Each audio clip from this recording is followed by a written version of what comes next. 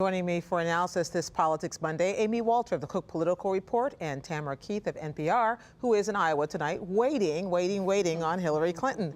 Tamara, let's start by talking about Senator Clinton, Secretary Clinton, Mrs. Clinton. What is the goal for her rollout, this very interesting kind of web-driven rollout? Well, first she did the web video. Now she's on a van tour of America, making her way out. We should note that she's probably not driving. The Secret Service is most likely driving. She says she hasn't driven since 1996. But what she's trying to do is say, hey, I'm just like the rest of you. I'm relatable. I'm trying hard. I'm going to work for every single vote. Her campaign is aiming to go small at first, small events, intimate settings, no big arenas, no big cheering crowds, but it just sort of Hillary Clinton unplugged, at least initially, much like her listening tour in New York when she first ran for Senate there. Amy, let's talk about what you think she's trying to accomplish with this. It wasn't as warm and fuzzy as 4 years as the 2008 video, but it was still very little about her and a lot about other people. And that's exactly the point, was she wants to make sure and make very clear that she doesn't see this as her legacy or her birthright or something that she's going to get handed. Her campaign talks a lot about earning the vote, about how hard she's going to work to meet people. You know, it was telling that the first part of this video was all other people talking about their lives. We didn't hear anything about Hillary Clinton's life. Now, she is going to, as Tamara pointed out, we know a lot about Hillary Clinton's life, and we're going to hear different perspective on her life. Her campaign likes to tell you she's the most famous person that nobody really knows. I have a hard time believing that to be true, but they're going to try to reimagine Hillary Clinton. Well, let's talk about how the Republicans will imagine her. Yeah. And we saw an explosion of web responses this weekend, if you can call 3 or 4 an explosion. And one of them came from Rand Paul, the senator who announced last week that he's running for president. Let's take a little bit of that ad that he posted right after Hillary Clinton announced.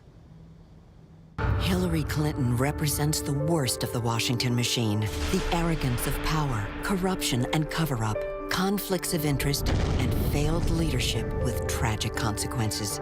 The Washington machine is destroying the American dream. Well, Tamara, there's the flip side of the argument about the new Hillary Clinton. And what Rand Paul is trying to say, and what a lot of the Republicans are trying to say, is there's an old Hillary Clinton we want to remind you about. Absolutely. And I think that there are many American voters who have sort of a visceral reaction to Hillary Clinton that goes back to the 90s. And what Rand Paul, what the RNC with ads that they're doing, what they're trying to remind everyone of is, you know, this is remember the old Hillary Clinton, remember the one that maybe you didn't like as much. They're trying to remind voters of that Hillary Clinton. And Rand Paul has promised he's going to run against her, and he's out of the gate running against her. Go ahead. Well, I thought it was also interesting in the piece beforehand, looking at Jeb Bush and Ted Cruz and some of the other Republican candidates. It's clear what they want to make this race about, too, which is foreign policy. I mean, Secretary of State Hillary Clinton comes into this election, actually, as the best prepared on foreign policy of anybody in the field. But not a mention of it in that video. And she did not mention of it at all.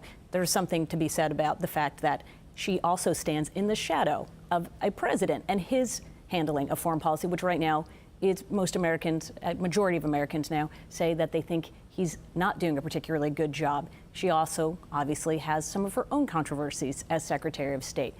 The economy, meanwhile, doing a little bit better, and she's hoping to keep the focus on that. As we sit here at East Coast time, Marco Rubio, freshman senator from Florida, is announcing he is running for president. He told donors about it earlier today. He's been saying, watch what's coming for several days now. Let's hear a little bit of what he said just a few moments ago.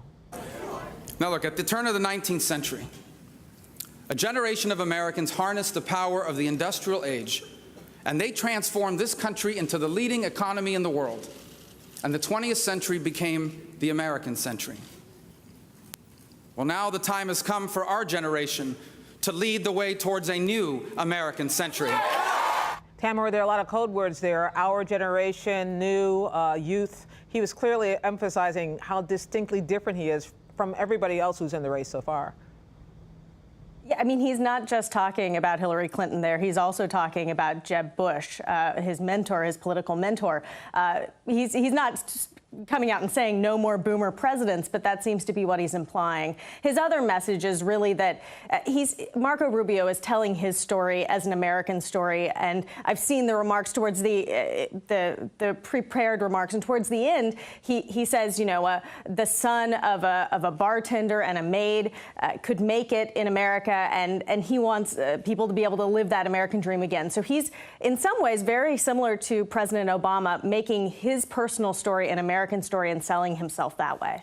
So, Amy, to the degree that Hillary does not want to make this biographical yet, that's what Marco Rubio is really trading on at this point. Right. He's young. He's charismatic. He is the parent of immigrants. He's child of immigrants. He's non-white. He's a first-term senator. Does any of this sound familiar? And that's going to, I think, be one of the challenges for Marco Rubio going forward within his own party and without, which is the sense of, boy, we tried that one time. We had a young, charismatic person come in talking about change. We don't feel really good about where things are headed now. Do we want to take a chance on another young person? So his challenge is going to be to show that how different he is from Barack Obama, even though he shares a similar biography. Tamara, I know you're in Iowa tonight waiting for Hillary Clinton to arrive. She was spotted at a Chipotle in Ohio on her way in her van. Everyone is waiting with bated breath. But I wonder, have other Democrats been there already? Is there other activity on the ground in Iowa beyond Hillary Clinton's anticipated arrival? Yeah, so former Virginia Senator Jim Webb, former Maryland Governor Martin O'Malley, they've both been here in recent days. They've been going to events. They've been well received, though one activist here told me that they've been going to events that were already happening. They haven't been throwing their own events, and they're saying that a real test will be how many people show up when Martin O'Malley or Jim Webb has a standalone event. And so it's not really clear yet how well they're actually performing here, whether they're getting any traction. And obviously, Hillary Clinton coming to town is going to change the dynamic significantly. Amy, how much of this getting out now, getting out front, we bring it up every week, is about money and trying to position yourself with the donors who Marco Rubio called first, for instance, today? I think that was a very important point, and especially for the lesser-known candidates. It's telling that it's Ted Cruz and Rand Paul that have announced. It's not Jeb Bush, he can take a little more time in announcing. But we're also in an era where we find that individual fundraising, while it's still important, is not the end-all be-all that it used to be. I mean, the fact that even Ted Cruz now has a super PAC set up, apart from his campaign, that's pledging $31 million, says that, you know, when you get into a race and how much money you're going to raise before the summer is not always going to be definitive. Is not as definitive as it once was. Who's up next? We've got well, and I've once also a heard week. we should. Who's going to be next? I don't know. Ben Carson, I think, is also going to be coming up soon enough in Detroit. I think in early May. But we'll probably hear a couple others before. We will talk about it all next week on Politics Monday. Hey, Tamara, if I were you, I would go to a coffee shop, a Chipotle, or a diner tonight if you're looking for Senator Clinton. Thanks a lot. Gas stations. I'm headed. Gas stations. Thank you. You can follow the 2016 race with us online, where you'll find guides to each of the candidates as they enter the fray. That's on our homepage, pbs.org/newshour.